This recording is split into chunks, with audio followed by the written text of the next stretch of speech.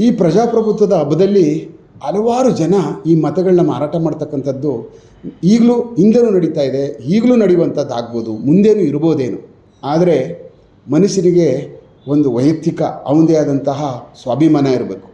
ಯಾರಾದರೂ ಇಂತಹ ಮತಗಳಿಗೆ ತನ್ನ ಮತಕ್ಕೆ ಬೇರೆ ಯಾರಾದರೂ ಹಣಗಳನ್ನ ತಂದು ದುಡ್ಡುಗಳನ್ನ ಕೊಡುವಂಥದ್ದಾದಾಗ ನಿಮ್ಮ ಏನು ಒಂದು ನಾನತ್ವ ಮತ್ತು ನಿಮ್ಮ ಒಂದು ಸ್ವಾಭಿಮಾನ ಅದಕ್ಕೆ ಧಕ್ಕೆ ಆಗ್ತದೆ, ಅದಕ್ಕೆ ಬೆಂಕಿ ಬೀಳ್ತದೆ.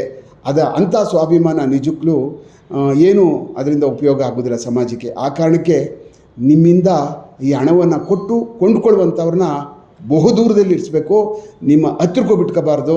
ನಿಮ್ಮ ಹತ್ರ ಬಂದರೆ ಈ ಏನು ಬೆಂಕಿಗೆ ಬಿದ್ದ ಪತಂಗಗಳಾಗ್ತಾವಲ್ಲ ಆ ಥರ ನೀವು ಈ ಪ್ರಜಾಪ್ರಭುತ್ವವನ್ನು ಯಶಸ್ವಿಗೊಳಿಸ್ಬೇಕಾದ್ರೆ ಪಾಲ್ಗೊಳ್ಬೇಕು. ತಮ್ಮ ಮತಗಳನ್ನ ಮಾರ್ಕೊಂಡ್ರಿ ಅಂತ ಅಂದರೆ ಆ ಮತಕ್ಕೆ ಯಾವುದೇ ಥರವಾದಂಥ ಬೆಲೆ ಇರಲ್ಲ. ನಿಮ್ಮ ವೈಯಕ್ತಿಕ ಸ್ವಾಭಿಮಾನಕ್ಕೂ ಒಂದು ಕಿಂಚಿತ್ತೂ ಸಹ ಕವಡೆ ಕಾಸಿನ ಕಿಮ್ಮತ್ತಿರೋದಿಲ್ಲ.